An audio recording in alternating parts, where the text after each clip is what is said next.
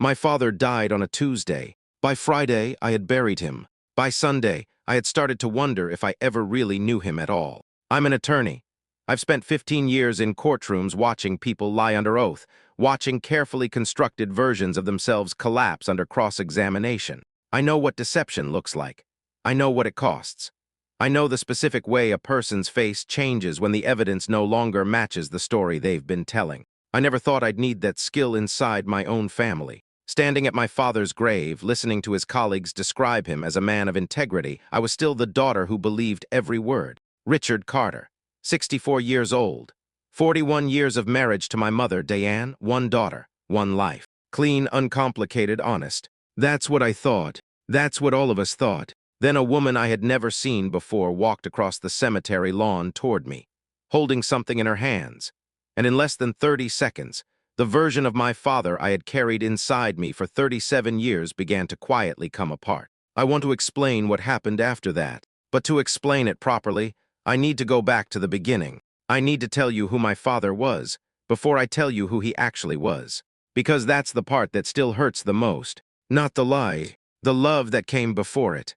My father's name was Richard Carter, and he was the kind of man who made you feel like the most important person in the room. I don't say that as grief talking. I say it because it was simply true. He had a way of giving you his complete attention, phone face down, posture forward, eyes on you, that made every conversation feel like a private audience. As a child, I didn't have the vocabulary for it. I just knew that when my father was in the room felt different. He was tall but not imposing, broad-shouldered in a way that suggested former athleticism, though he'd traded tennis for golf somewhere in his 40s without much complaint. His hair had gone silver early, which he wore with the easy confidence of a man who'd never spent much energy worrying about how he looked. He had reading glasses he was always losing and finding again, and a laugh that started slow and then took over his whole face. He sold commercial real estate. He was good at it, not spectacular, not wealthy by any dramatic measure, but consistently, reliably good. He understood what his clients needed before they finished explaining it. He was patient in negotiations and decisive at the close. His business partner of 20 years, a man named Frank Adler, told me at the reception that Richard was the most straightforward man he'd ever worked with. He never played games, Frank said. What you saw was what you got. I nodded, I thanked him. I held that thought like a small, warm stone in my palm. What you saw was what you got. Growing up, our house smelled like coffee and newspaper on weekend mornings. My father was always the first one awake. I'd find him at the kitchen table in his bathrobe, reading glasses on, the Wall Street Journal spread open, mug steaming beside him. He'd look up when I came in and say, without fail, "Morning, counselor." He called me that from the time I was about 7. I had told him I wanted to be a lawyer. He never forgot it, never let me forget it either. Sunday afternoons meant college football regardless of season.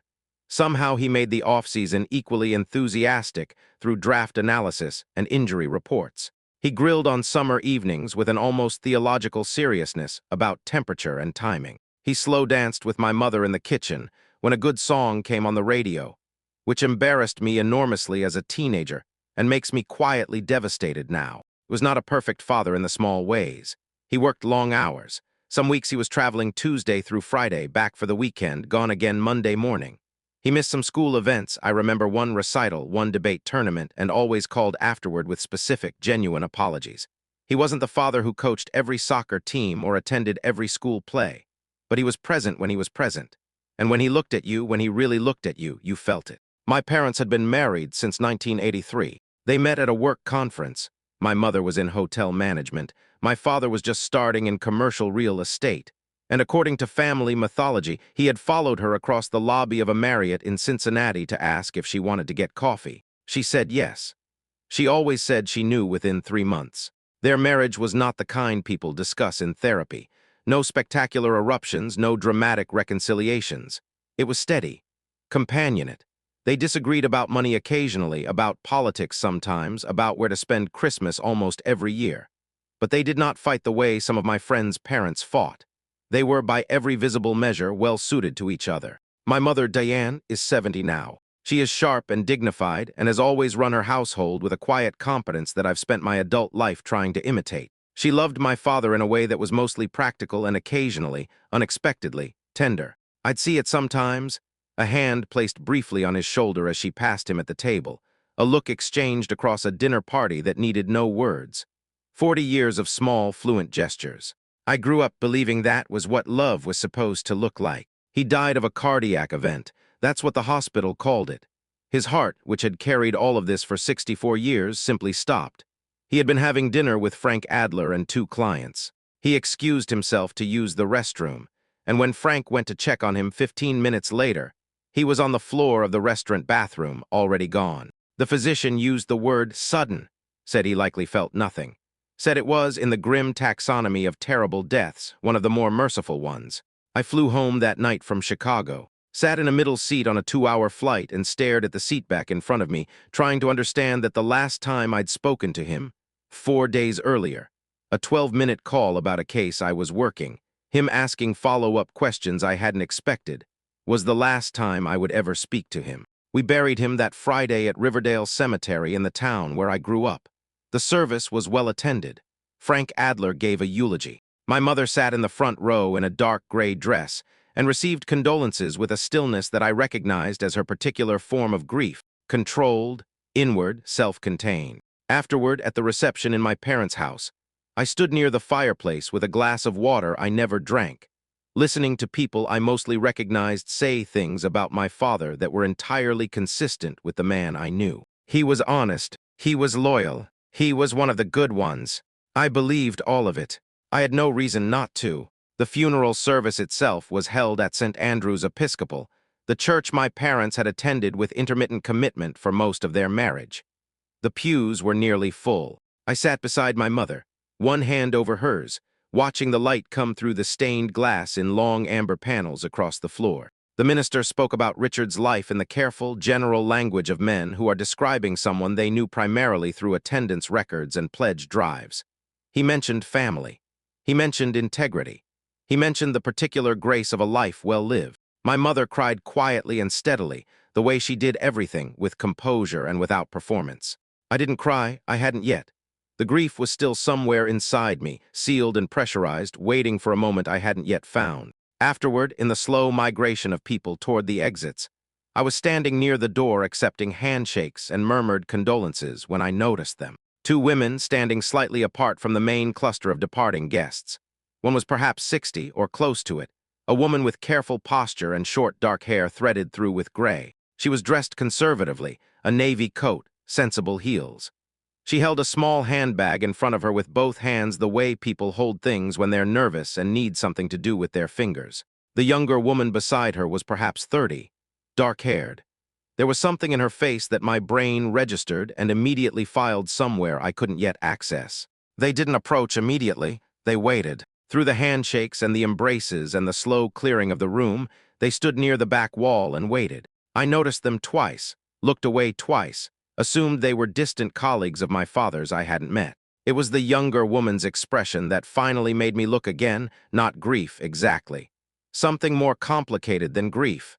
Something that looked almost like recognition. When most of the other guests had filtered out, they came forward. The older woman walked with the careful deliberateness of someone who had rehearsed this approach many times, and was now executing it, in spite of every instinct telling her to leave. "Emily," she said. I didn't know her, but she knew my name. "I'm sorry to approach you today," she said. Her voice was steady but controlled in the way that suggested the steadiness was costing her something. I know this isn't the right time. I don't know if there is a right time for this." My mother had moved toward the vestibule with the minister. I was alone. "It's all right," I said automatically, the way you say things at funerals. The woman reached into her handbag and removed a photograph. She held it out to me without explanation. I took it. It was my father, younger, perhaps mid-40s, standing in a backyard I didn't recognize, laughing at something off camera. He was holding a small child on his shoulders. The child was perhaps 3, dark-haired, grinning with the total physical joy of a 3-year-old at maximum elevation. The backyard was not our backyard. The house visible in the background was not our house. I looked up. The older woman was watching me with an expression that was grief and apology, and something else I couldn't name. "My name is Angela Morrison," she said, and I think she started again. "I believe that Richard was my daughter's father." The younger woman beside her didn't speak. I looked at her face again. And this time I understood what my brain had been trying to tell me. She had his eyes. Not similar eyes, not reminiscent of his eyes. His eyes. The same particular gray-green, the same slight downward tilt at the outer corners. The same way of looking at something with a quality of attention that felt like a physical thing. My father's eyes. In a stranger's face. The photograph was still in my hand. The church had gone quiet around us, and the version of Richard Carter I had carried inside me for 37 years. The man everyone trusted, the man Frank Adler said played no games, began very quietly to crack. We didn't speak for long that afternoon. My mother was nearby. The minister was nearby. This was not the place, and Angela Morrison clearly knew it. She'd held herself together long enough to make the approach, but I could see the effort in her face, the way she kept her eyes slightly unfocused, the way her daughter stood very close to her without touching. Angela gave me her phone number on a piece of paper she had clearly prepared in advance. That detail lodged somewhere in my chest. She had prepared for this. She had written her number on a piece of paper and kept it in her handbag, knowing she would hand it to me today, knowing she would have to stand in front of me in a church doorway and say those words. She had planned this, rehearsed it, steadied herself for it, and still come. That took something. I took the paper. I said I'd call her. She nodded as though she wasn't certain I would, thanked me for listening, and then she and her daughter moved toward the exit without looking back. I stood there for a moment with the photograph in one hand and the piece of paper in the other. Then I slid both into my coat pocket, put my attorney's face on, and went to find my mother. That night, alone in my childhood bedroom, I took out the photograph and looked at it for a long time. My father's laugh, my father's posture, my father's hands, broad and particular, gripping a small child's ankles. A house I didn't know, a child I didn't know. I told myself there could be an explanation, a niece perhaps, a family friend's child, a photo from some context I simply wasn't aware of. I am an attorney. I know what evidence looks like. I also know what it looks like when we decide not to see it. I put the photograph under my pillow and lay in the dark, listening to the house settle around me, and thought about calling Angela Morrison. I called her 2 days later. We met at a coffee shop in a town 40 minutes from where I grew up, neutral ground. Her suggestion, which I appreciated. She arrived before me and was already seated at a corner table when I walked in, hands wrapped around a mug, her daughter beside her. The daughter's name was Rachel. Rachel Morrison, 29 years old. She worked as a high school history teacher. She had grown up in Millhaven, a suburb I knew by name but had never visited, 43 minutes by highway from my family home. 43 minutes. I sat down. Angela began with an apology. Not for Richard. She was careful, I noticed, not to apologize on behalf of someone who wasn't there to apologize himself. She apologized for the timing, for the intrusion, for whatever pain this conversation was causing. I told her to please just tell me. She reached into a bag and placed a manila folder on the table between us. I brought photographs, she said. I thought it would be better than just telling you so you could see. I opened the folder. The first photograph was Rachel as a newborn. Angela in a hospital bed, exhausted and radiant, holding a bundled infant. And beside her, one hand on Angela's shoulder, the other touching Rachel's cheek with a tentative, overwhelmed tenderness. My father. I recognized the expression on his face. I had a photograph at home of him holding me the day I was born, and the expression was the same particular mix of terror and wonder that apparently looked the same across both of his daughters. I turned to the next photograph, Rachel's first birthday, a kitchen table with balloons, a small cake. My father beside Angela, one arm around her shoulders, watching Rachel smear frosting across her own face with the solemn concentration of a 1-year-old engaged in important work. The next, Rachel learning to walk, my father crouched low on a lawn, arms outstretched. The next, a Christmas morning, my father in a robe I didn't recognize, a living room tree I didn't recognize, a child in pajamas I didn't recognize tearing into a gift while my father sat on a floor I didn't recognize and laughed. The next, Rachel's 5th birthday, her 7th, her school play when she was 9, her first day of high school, a vacation somewhere coastal, blue water behind them, Rachel in a swimsuit and my father in a sun hat that looked exactly like one he'd owned for years and which I had assumed he'd lost. He hadn't lost it. He'd taken it to another life. I went through the photographs slowly and without speaking because there was nothing to say that would have been useful. Angela watched me. Rachel watched the table. How many are there? I asked. In this folder, Angela paused. About 40. And total. A brief silence. Several hundred, Angela said. Over the years, she stopped. He was present, that was the thing, he showed up. He was at her birthdays and her recitals and her school plays and her graduation. He wasn't always there, but he showed up. The word landed with a specific weight. He wasn't always there. I kept turning pages. Rachel at 16 in what appeared to be a school production of something, my father in the audience photo, visible over someone else's shoulder, applauding. Rachel at her college graduation, cap and gown, both arms around my father while Angela stood to the side smiling, eyes bright. I thought about my own graduation, Northwestern Law School, May 12 years ago. My father had flown in from a conference, he'd told us, cutting his trip short to be there. He'd arrived slightly late to the ceremony but had been there when I walked. We'd had dinner that night, the three of us, him, my mother, me. He'd ordered the lamb and made a toast about being proud of me that I had, until approximately this moment, considered one of the most meaningful things he'd ever said. I looked at the date on Rachel's college graduation photograph. Then I looked again. Rachel had graduated from the University of Michigan on May 4th. My graduation from Northwestern Law had been on May 6th. He had been at both, 2 days apart, 2 daughters, 2 graduation ceremonies, 2 families running parallel for 20 years, and he had stood in the middle of both of them and smiled for the photographs. And none of us, not my mother, not Angela, not Rachel, not me, had known the shape of the life we were actually living. I closed the folder. I sat for a moment with my hands flat on the table. He never told you about us, I said. It wasn't a question. No, Angela said. And you didn't know about us. She met my eyes. I knew he had a daughter, he told me that. He said his marriage had ended badly and that he had a daughter he was trying to maintain a relationship with. She paused. He didn't tell me the marriage was still intact. There it was. He had told Angela his marriage was over. He had told my mother nothing. For 20 years he had been both and neither. Husband and partner, father and father, honest man and architect of 2 separate, carefully maintained fictions. I looked at Rachel. She was still watching the table, but there was something in her face that I recognized as a specific kind of grief, not the acute grief of loss, which I was still carrying from that week, but the older, settled grief of someone who has spent years loving a version of a person who was never fully present. I understood that grief. I was just beginning to understand it myself. Thank you for coming, I said. My voice was level, my attorney's voice. I'll need some time. Angela nodded. Of course.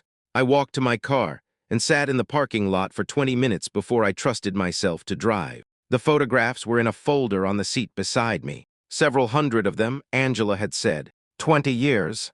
And the whole time, my father had been someone I didn't know at all. I am, by training and by temperament, someone who builds cases. You start with what you know. You establish the foundation, the verifiable facts, the documented record, the things that can be demonstrated rather than merely believed. Then you work outward from there, carefully, methodically, testing each new piece of information against what you already have. It's a useful skill in a courtroom. It is a devastating skill to apply to your own father. I spent the week after meeting Angela doing what I would have done with any case. I reconstructed the record. I started with what I had. My mother kept meticulous household files, decades of tax returns, travel receipts, bank statements, appointment books. She is a woman who has never thrown away a document in her life, and considers this a virtue, which, that week, it was. I told her I needed to look through some of Dad's financial records for estate purposes, which was true enough not to be a lie, and she showed me where everything was kept. I worked in my father's study with the door closed, at his desk in his chair. That detail mattered more than I expected. Sitting in his space, surrounded by his books and his photographs and the particular smell of him that was still faintly present, old paper and cedar from the closet, a ghost of the cologne he'd worn for 30 years, made the work feel different than it would have felt in a conference room. More personal, more violent. I began with the travel records. My father traveled frequently for work. That had always been simply true. Commercial real estate requires site visits, client meetings, conference attendance. Nobody questioned it. Nobody had reason to. He came home on weekends. He called when he was away. He brought back small things, a book, a specialty food item, some token from wherever he'd been. This was his pattern, and it had been his pattern for as long as I could remember. I pulled his travel receipts for the past 10 years and began cross-referencing them against his calendar. The first discrepancy took me 40 minutes to find. March 2019. His calendar showed a 3-day conference in Denver, a commercial real estate development summit he'd mentioned, which I had a vague memory of him describing at dinner the following week. I found the conference. It had existed. I found a registration confirmation in his email archives. But I found no hotel receipt for Denver, no flight booking for Denver, no restaurant charge, no parking, no incidental expense of any kind placing him in Denver during those 3 days. What I found instead, a hotel receipt for the Millhaven Inn dated March 14th through 16th, 2019. Millhaven, the suburb 43 minutes from our house, the town where Angela and Rachel live. I set that receipt aside and kept going. I worked through the records the way you work through evidence when you already suspect the conclusion but need to prove it anyway, steadily, without allowing yourself to feel it yet. Feeling it would come later. Right now, there was only the work. The discrepancies accumulated. November 2017, a conference in Atlanta that his airline records didn't support. February 2016, a client trip to Phoenix with no corresponding hotel charges in Phoenix. October 2015, 4 days in Seattle with receipts placing him instead at a rental property in Millhaven for most of that period. Not every trip was fiction. Many were exactly what he said they were. He did attend conferences. He did visit clients. He did travel for legitimate business reasons. And those trips left the paper trail you'd expect. Flights, hotels, meals, all in the cities he'd said he was going to. But scattered through the legitimate travel, consistent and careful and almost perfectly spaced, were the other ones. The ones that went nowhere, the ones that went to Millhaven. I made a spreadsheet.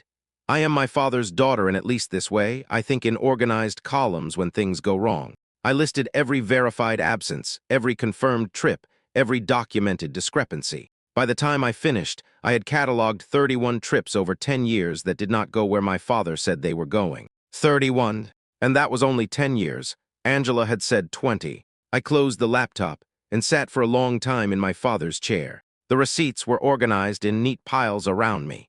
His reading glasses were in their usual place on the desk. He kept 3 pairs because he was always losing them, and this one had stayed put because he wasn't here to misplace it anymore. I picked them up, turned them over in my hands, set them back down. 31 trips. I tried to do the math on what that meant in terms of days, rough math, assuming an average of 3 days per absence. Nearly 100 days. More than 3 months of his life, distributed in fragments across a decade that had belonged to another family. And this was only the part I could document. The personal dimension took longer to arrive at. At first, the investigation felt almost clinical, an attorney reconstructing a fraud, following a paper trail. The subject happened to be my father, but I kept that fact at a slight emotional distance, the way you have to keep certain things at a distance when you're working. You can't think about the defendant as a person. You think about the evidence. But evidence, at a certain point, becomes specific, and specific becomes personal. There was a recital. I was 11 years old. Spring concert, my school's music program, and I had a solo, a small one, 16 bars of something I've completely forgotten. But I'd practiced it for weeks in the way that only children practice things, with total obsessive concentration. My father had promised to be there. Then the week before, he told us he had a client emergency in Columbus. Couldn't be avoided. Devastated to miss it, so sorry. I remember being fine about it. I remember telling myself it was fine. He called afterward, and I played the piece for him over the phone, standing in the kitchen with my sheet music propped against the refrigerator. And he'd listened all the way through and then said it was beautiful, and I remember feeling that this was almost as good. Almost. I pulled his records for that week. There was no Columbus trip. He had driven to Millhaven that Tuesday and stayed until Thursday evening. 2.5 days. Whatever he was doing there, whatever that particular visit meant, whether it was Rachel's birthday or a school event or simply time, he had spent it 43 minutes away. I found the concert program in a box in my mother's closet. I don't know why she kept it. She keeps everything, as I said. But there it was. The spring concert, May 1998. My name in the list of performers, 3rd from the top. I sat on the closet floor with that program in my hand, for longer than I intended. That's when the clinical distance collapsed. It wasn't the betrayal of my mother, though that was enormous. It wasn't the scale of the deception, though the scale was staggering. It was the recital. It was the specific, retrievable memory of being 11 years old and playing 16 bars of something forgettable over a telephone because my father had a client emergency. He hadn't had a client emergency. He had made a choice. And the choice had not been me. I thought about the debate tournament my junior year of high school, which he'd missed for a conference that now seemed to have existed only on his calendar. The birthday when I turned 16, and he called from what he said was a hotel bar in San Francisco, his voice warm and slightly tired, telling me he wished he were there, and he had been, I now understood, nowhere near San Francisco. How many moments had I spent believing in the wrong explanation? How many times had I accepted work as the sufficient, loving reason, and adjusted my expectations, and felt guilty for wanting more, and told myself that this was simply the nature of his career. All those small forgivenesses, all those reasonable accommodations I'd made for a man who wasn't where he said he was. I was not a person who cried easily, and I was not crying then. But there was something happening in my chest that I didn't have clean language for, a retroactive hollowing, a removal of something that had been load-bearing, the structural sensation of a belief giving way. I had always understood, intellectually, that discovering betrayal meant rewriting history. I hadn't understood how physical that rewriting would feel. I stayed in my parents' house for another week after that, partly for practical reasons.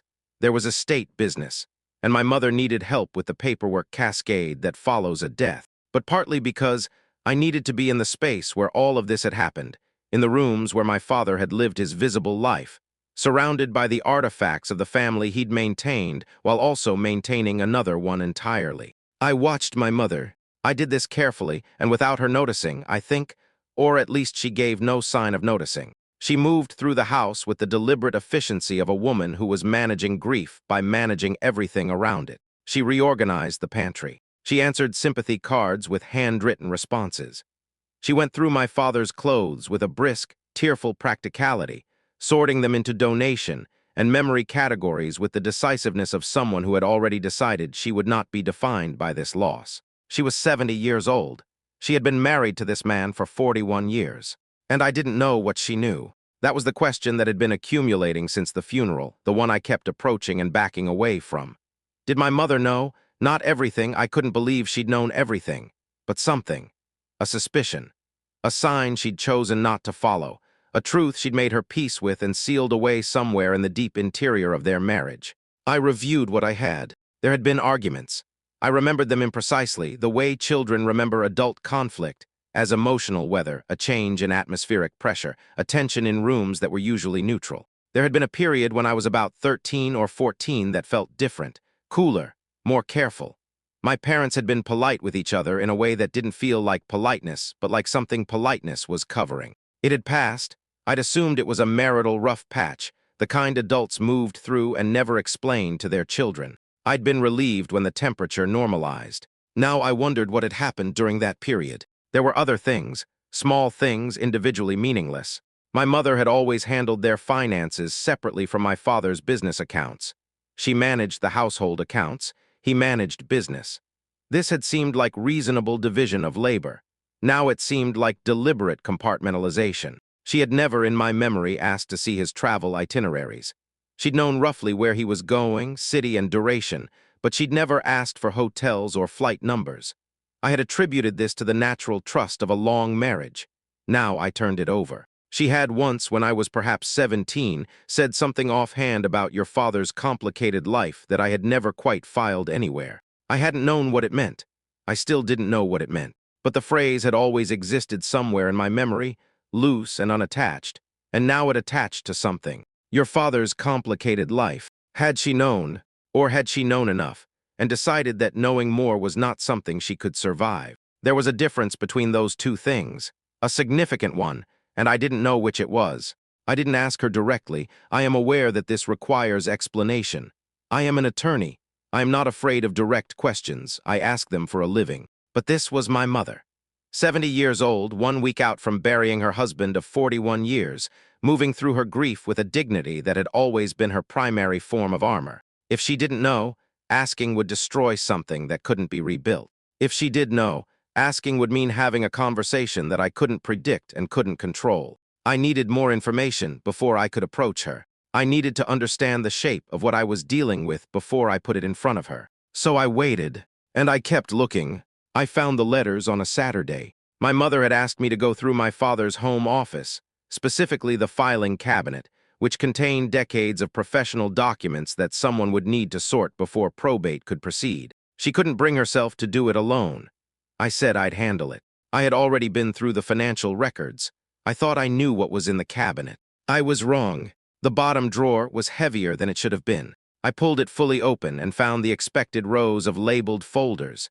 Tax years going back to 1987, property documents, insurance records. But behind all of them, pushed to the very back of the drawer where they'd be invisible unless you emptied the drawer completely, was a box. A shoebox? Old, the corners soft with age, the lid held shut with a rubber band that had nearly lost its elasticity. I sat on the office floor and looked at it for a moment. Then I took the rubber band off and opened the lid. Letters, dozens of them, bundled in loose groupings, some in envelopes, some folded without envelopes, all handwritten on stationery that had aged to a soft cream. The oldest ones at the bottom were dated 1994. The most recent I found was from 2018. 24 years of correspondence. I recognized the handwriting on the outside of the top envelope from the address book my father kept in his desk. The handwriting was not my mother's, and it was not Angela's. I unfolded the first letter and began to read, and everything I thought I was beginning to understand about my father's hidden life shifted again, because the letters revealed something that neither Angela nor I had accounted for. He had been lying to both of us. The letters were not love letters.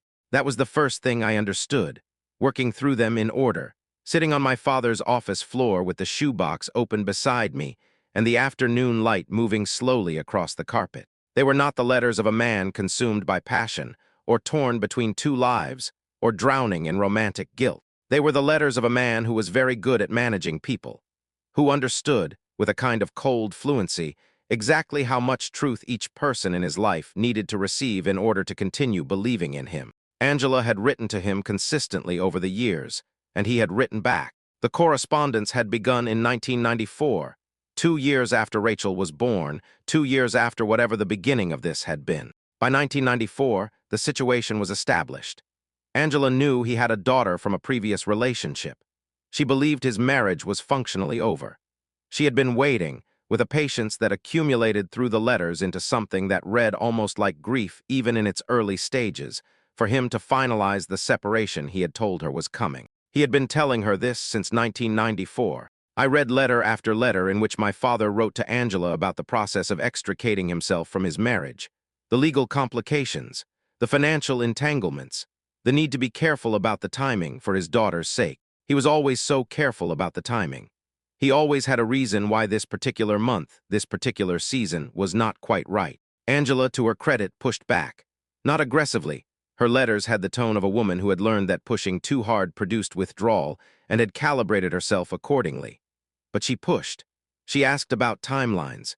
She described Rachel asking questions about why Daddy didn't live with them. She described her own loneliness in terms so restrained they were almost harder to read than outright anguish would have been. My father's responses were masterpieces of emotional management. He was always warm, always specific. He remembered details she'd mentioned in previous letters, referenced them, asked follow-up questions, demonstrated that he had been listening, that he cared, that she mattered. He acknowledged her frustration without conceding to it. He offered reassurance without making concrete promises. He was, in every letter, the version of himself that she needed him to be. Present, caring, temporary in his absence, committed to a future he was working toward. He had been working toward it for 24 years. He had never arrived. I found the letter where this became undeniable. It was from 2003. Rachel would have been 11. Angela had written to him, and I had her letter because apparently at some point they had begun returning each other's correspondence, or he had kept copies, some archival impulse I couldn't explain, with a directness that suggested she had reached a limit. She said plainly that she had been waiting 9 years, that Rachel was asking harder questions, that she needed to know whether the life he was describing was real, or whether she had been living inside something that was never going to be what he'd told her it was. His response was 4 pages. I read all 4. He did not answer her question.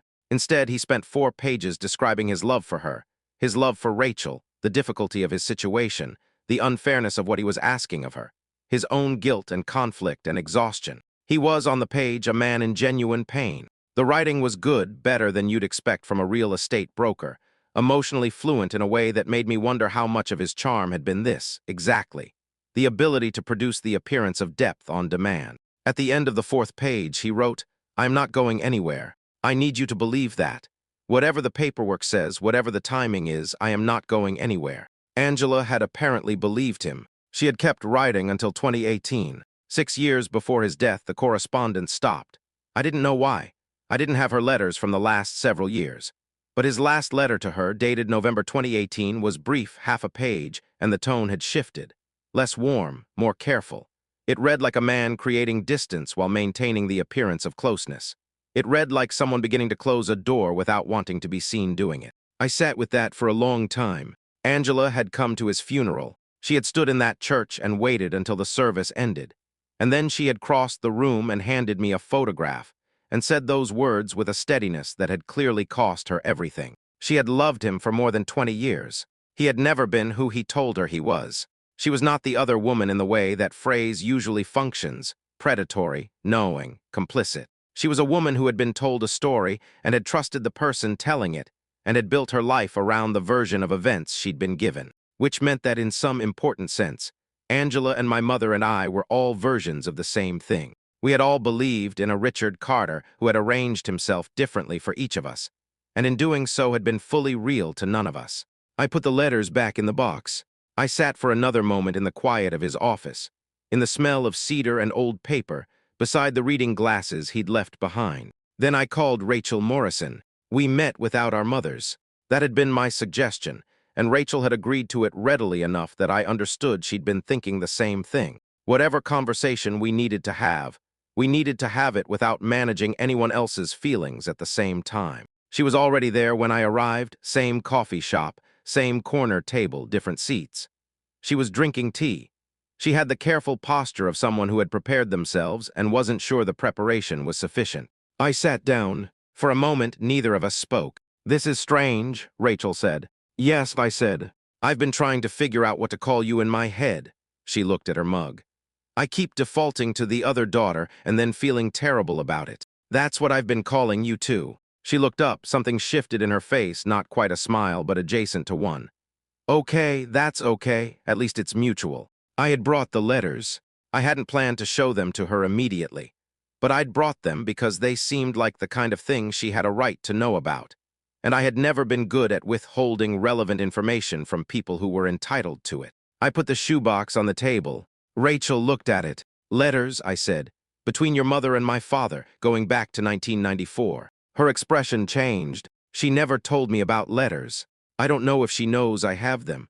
I found them in his filing cabinet." Rachel was quiet for a moment. "What do they say?" I told her. Not all of it. I summarized the arc, the promises, the consistent deferral, the particular and skillful way my father had managed her mother's expectations for over 2 decades without ever actually fulfilling any of them. Rachel listened without interrupting. She was still holding her mug.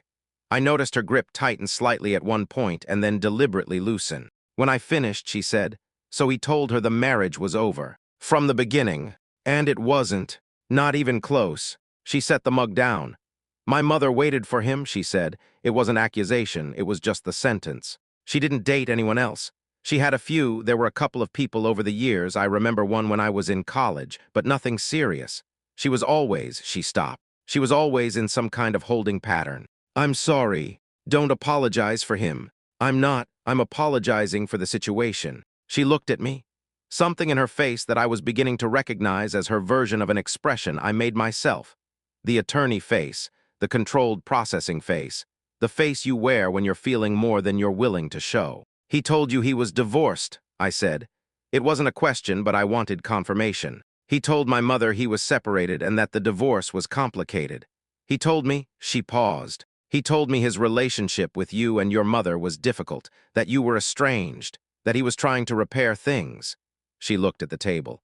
"I believed him. I thought your family was the complicated one. I thought we were the real family." That landed harder than I'd expected. Not because it was cruel. She wasn't being cruel. She was being honest, and honesty about this was, at this point, the only thing I wanted from anyone. It landed hard because I understood it. I had felt the same thing in reverse. I had assumed that Rachel, wherever she was, whatever she was the complication. the shadow, the thing that had been done to our family. Neither of us had been the real family. Or maybe both of us had. He showed up for you, I said. Your mother said that he was present. He was, something softened in her voice despite itself. He wasn't there every week. There were long stretches when I didn't see him, but when he came, he was really there. He helped me with college applications. He came to my games in high school. He taught me to drive. She paused. He was a good father. Yes, I said, he was. We sat with that for a moment, the strange, terrible agreement of it. I used to wonder about you, Rachel said.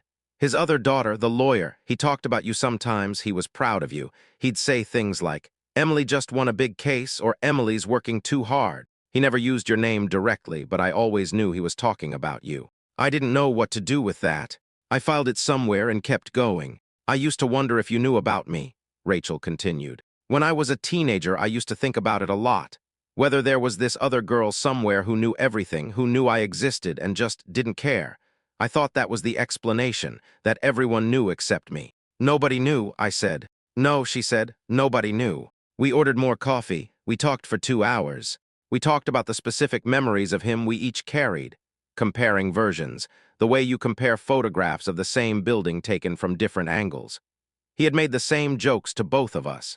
He had given us similar advice at similar life moments. He had been, in many of the ways that counted to a child, equally and genuinely present to both of his daughters, which was either a testament to some real capacity for love or the most sophisticated form of deception I had ever encountered, and I could not determine which.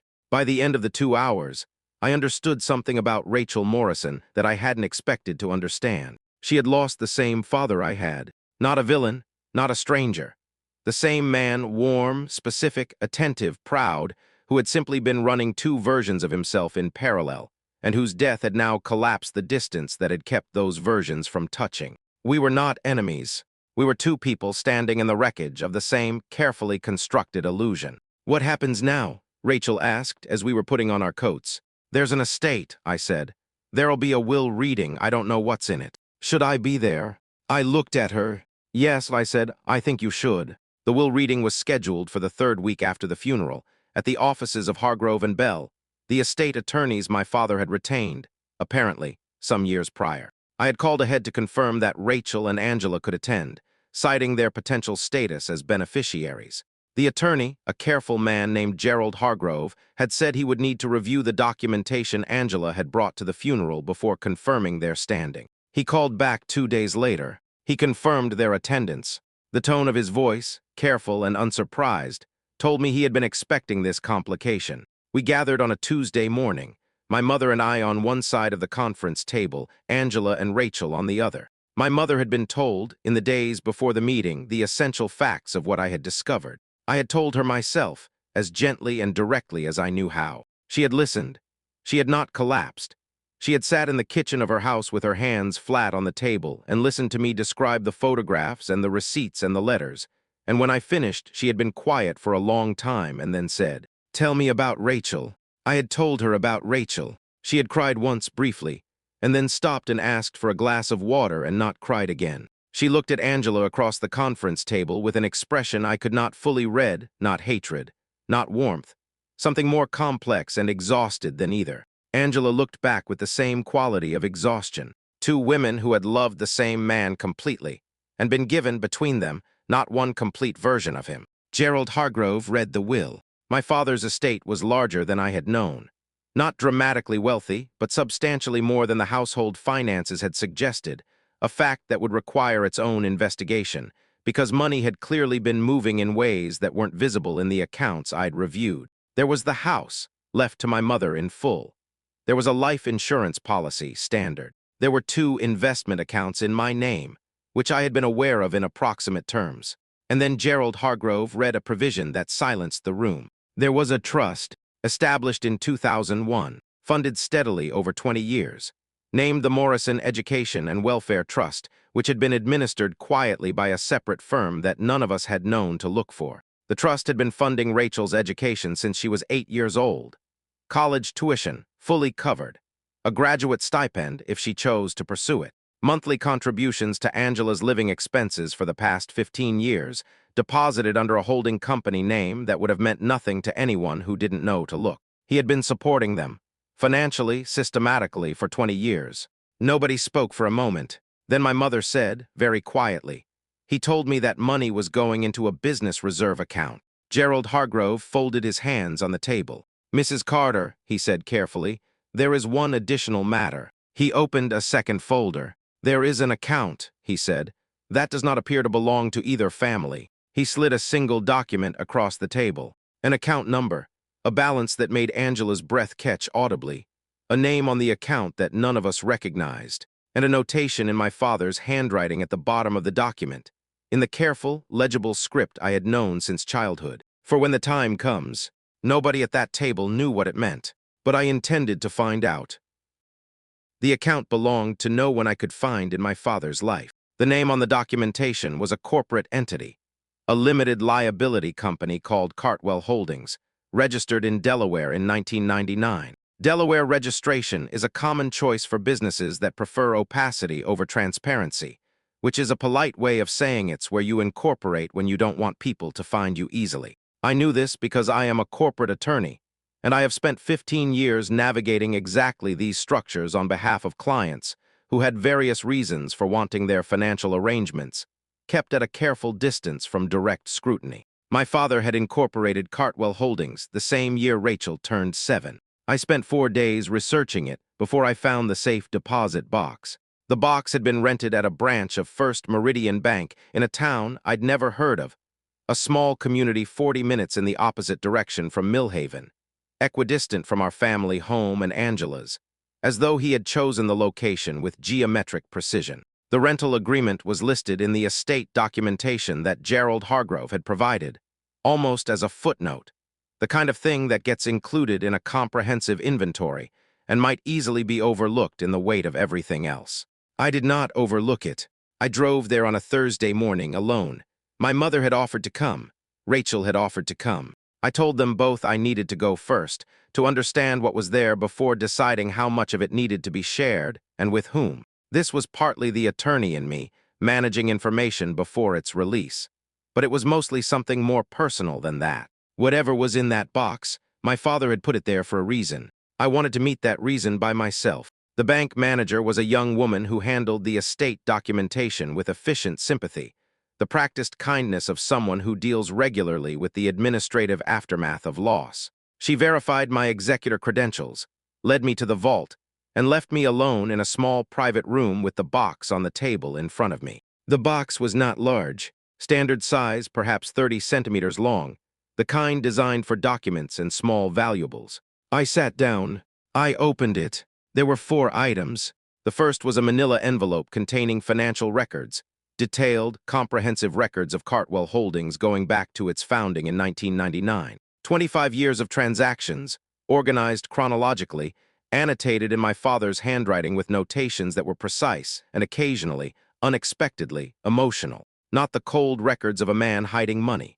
The records of a man tracking something he considered a responsibility. The contributions to Angela's household were there, itemized. Rachel's educational costs, every tuition payment, every school fee carefully logged. There were also contributions I hadn't known about. A medical expense from 2009 that I had no context for, a legal fee from 2014, a home repair cost that had been covered without apparent explanation. He had been managing their financial well-being with the same systematic attention he'd given to everything else in his life. I thought about what that meant for a moment. Then I set the envelope aside. The second item was a journal, slim, hardbound, the kind you find in airport bookshops. It covered, based on the dates of the entries, the last 3 years of his life. I did not read it fully in that room. I wasn't ready for that yet, and I had learned by then to manage my own capacity for revelation carefully, the way you manage a limited resource. I read the first entry and the last entry and several in the middle, enough to understand its nature. It was not a confessional document. It was not written for an audience. It read like a man thinking on paper, processing decisions he had already made and living with the weight of them, not with guilt exactly, but with a kind of clear-eyed acknowledgement that had its own quality of suffering. He knew what he had done. He had always known what he had done. And he had done it anyway and lived with that knowledge and not permitted the knowledge to stop him. In one entry dated about 18 months before his death, he had written, "I have thought about telling them, both of them. I have thought about what that conversation would look like, and I cannot construct a version of it that doesn't destroy everything. So I don't have the conversation. This is cowardice. I know it's cowardice. I have made my peace with being a coward in this particular way. I read that 3 times. The third item was a sealed envelope. On the front, in his handwriting, for Rachel. I set it aside without opening it. It wasn't mine to open. The fourth item was a sealed envelope with my name on it. Emily. Just that, my name, in the handwriting I had known since he used to sign my birthday cards, since he left notes on the kitchen table when he left early for work, since he wrote morning, counselor on a post-it he stuck to my bathroom mirror the morning of my bar exam. I held it for a long time before I opened it. The balance in the Cartwell Holdings account, I understood from the financial records, had been accumulating for years beyond what was needed for the ongoing contributions to Angela and Rachel. The remainder, a sum that was significant without being dramatic, was accompanied by a note in the file that directed it, in equal parts, to Rachel Morrison and to me. He had planned that too. He had planned all of it. The timeline was clear from the journal entries and the financial records. Sometime around 2015, my father had arrived at the conclusion that he would never tell the truth himself. He had accepted this about himself with what seemed to be a realistic rather than anguished assessment. He was not a man who would choose the difficult conversation over the maintenance of the life he'd built. He had understood this limitation and worked around it. And so he had prepared instead. He had organized the financial records so they could be found. He had written the letters to both of us. He had established the trust documentation in a way that would eventually surface through probate. He had rented the safe deposit box and filled it with the materials that would allow whoever came after him to understand what had happened. He had arranged his own posthumous confession, not because he intended to spare us pain. The journal made clear he understood the pain was unavoidable, but because he wanted us, both of us, all of us, to have the complete picture when the time came. For when the time comes, that was what the notation had meant. He had known the time would come. He had prepared for it. And then he had died suddenly in a restaurant bathroom before any of it was ready in the way he might have imagined, and the time had come anyway. I sat with the financial records spread across the table in front of me and tried to locate an emotion that fit what I was feeling. Anger was there, but it had been there for weeks and had begun to feel less like a fire and more like a weather system, present, pervasive, something you moved through rather than something that moved you. The anger was at the cowardice mostly, not that he had loved Angela, not that Rachel existed, but that he had looked at the truth and chosen, consciously and repeatedly, to leave it for someone else to carry. He had understood exactly what he was doing, and done it anyway, and left us the receipts.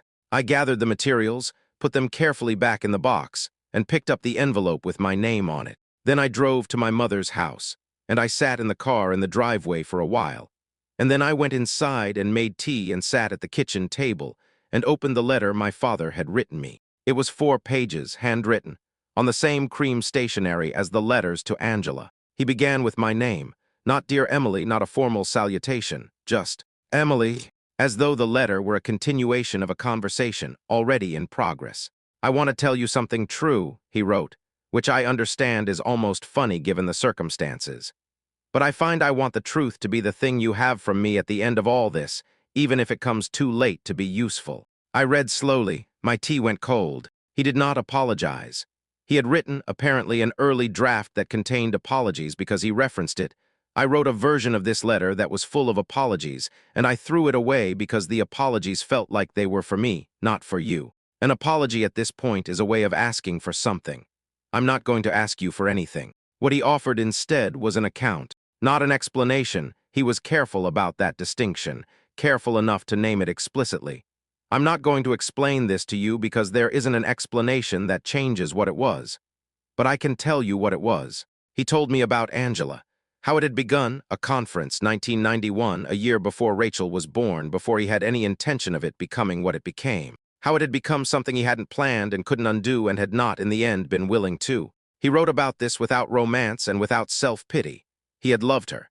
He had loved my mother. These two facts had coexisted inside him for 20 years without resolution because he had not permitted resolution to happen. And he understood that this was a choice, and the choice was his. He wrote about Rachel. My daughter, he wrote, and the phrase sat on the page with a weight I had to read past carefully. My other daughter. I have thought about how to write that, and there isn't a comfortable way to write it. She is my daughter in the same way that you are my daughter. That is the true thing, even if it's an impossible thing. He wrote about watching Rachel grow up, the pride he'd felt which had been genuine, the guilt he'd felt which had also been genuine. The way both feelings had coexisted without canceling each other out, which was, he wrote, perhaps the most honest thing I can tell you about how any of this worked. Nothing canceled anything out. The love was real. The damage was real. Both things were true the entire time. He wrote about me. There is no version of this letter, he wrote, where I can tell you that missing your recital was acceptable, or the debate tournament, or the moments I was somewhere else when I should have been with you. I am not going to tell you I had no choice, because I had choices at every point and I know which ones I made. What I want you to know is that I was aware of what I was costing you. I made the calculation anyway. You deserved better arithmetic. That sentence, you deserved better arithmetic. I put the letter down for a moment, looked at the kitchen, at the table where I had eaten 10,000 breakfasts, at the window that looked out onto the yard where he had grilled on summer evenings with his theological seriousness about temperature. You deserved better arithmetic. Not I'm sorry, not forgive me. Just the acknowledgement, clean and direct, that he had known and had chosen and knew what that cost me. I picked up the letter again. Near the end, he wrote about his death. Not with prescience, he wasn't describing a specific premonition, but with the practical acknowledgement of a man in his 60s who understood that time was finite and that he had deferred certain things past the point where he could address them himself. I don't know when you'll read this, he wrote. I don't know what form the discovery takes. I know that Angela will find a way to you eventually because she is a person of more integrity than I deserved, and I know that when she does, everything I've kept separate will collapse into the same space and you'll have to live in the rubble of it. I've tried to leave you what I could.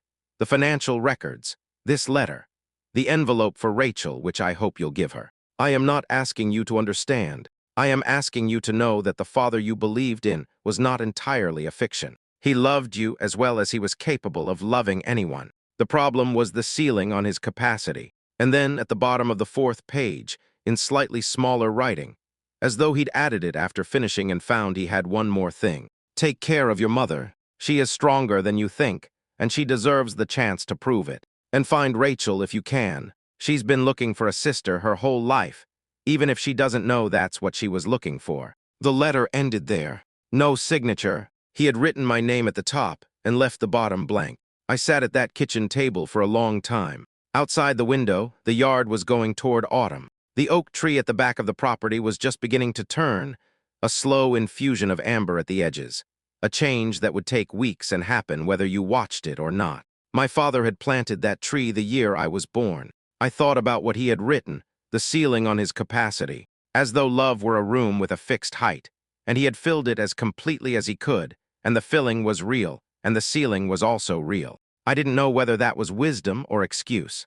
I thought it might be both. I thought that might be the most honest thing about him, that there was no clean separation available, no version where the real parts and the false parts could be sorted into different piles and assessed independently. He had been a good father, and he had been a liar. He had loved his family, and he had constructed an architecture of deception that spanned 20 years. Both things were true. They had always both been true, and I was going to have to find a way to live with a father who was both of them at once, because he had not left me the option of choosing only one. I gave Rachel her envelope the following week. I drove to Millhaven for the first time, the town I had been circling for months, the place that had been 43 minutes from my entire childhood, and met her at a coffee shop that was becoming, I supposed, something close to a regular place for us. She took the envelope. She looked at it for a moment. "Did you read yours?" she asked. "Yes." "Was it?" She stopped. "Was it what you expected?" "No," I said. "It was worse and better at the same time." She nodded as though this answered something. Then she put the envelope in her bag without opening it. "I'll read it at home," she said. "Okay." We ordered coffee and talked for an hour, not about the letter or the safe deposit box or the financial records, but about smaller things, her students, a case I was working, the specific difficulty of explaining to our respective social circles why we were now in regular contact with each other. It was an odd conversation to be having, and we both knew it was odd. But there was something that had been developing between us over these weeks that felt less like the forced proximity of shared catastrophe, and more like the tentative beginning of something real. We were not yet friends. I'm not sure that's the right word for what we were becoming, but we were something. Two people with an identical wound, learning to exist in the same room with it. 1 year later, it's a strange milestone, the year anniversary of a death. Grief does not operate on calendar logic. Some days the wait is manageable, and some days you're ambushed in a grocery store by a particular brand of coffee he used to drink. And the ambush is complete and irrational and doesn't care that it has been 12 months. But there are things that change in a year. My mother sold the house. Not immediately. She stayed through the winter and into the spring, long enough to reach the decision from a place of steadiness rather than crisis. She bought a smaller place 20 minutes away, closer to her sister, with a garden she could manage alone and a kitchen that got afternoon light. She had, as my father had predicted in the letter, proved considerably stronger than I had given her credit for. She knew more than I had initially assumed, not everything, but enough. Enough that the revelation had been a completion rather than a foundation, the last piece of a picture she had been not quite looking at for years. She and Angela had met once in the spring. I had not been there. I don't know what was said. Neither of them has told me, and I have not asked. Whatever happened between them is theirs.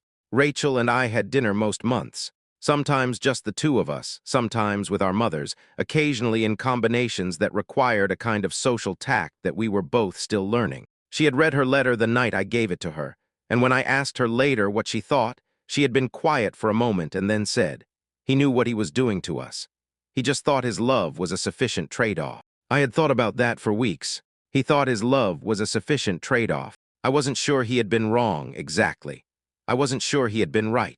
I had arrived, over the course of that year, at a place that was less about verdict and more about accommodation, learning to hold a person in your memory in a way that didn't require them to be only one thing. The Cartwell Holdings account had been distributed as the documentation directed, half to Rachel and half to me. I had used mine to establish a small fund in my father's name at the law school I'd attended, which felt like something he would have approved of, and also, I realized, like something that was for me rather than for him. Rachel had put hers into her retirement account with the dry practicality that I was coming to recognize as one of her defining characteristics. She was, I had decided, someone I was glad to know. That knowledge had its own complicated texture.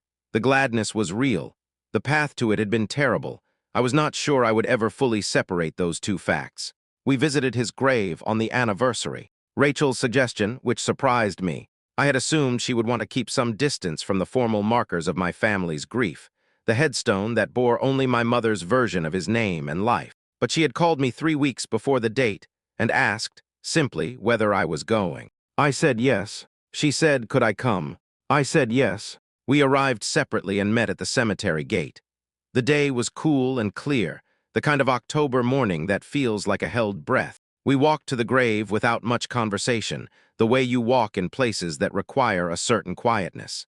The headstone read, Richard James Carter, beloved husband and father. We stood there for a while. I had not known what to expect to feel, standing there a year later. The grief had shifted in texture over the year, but had not diminished exactly. It had become less like a wound and more like a change in landscape.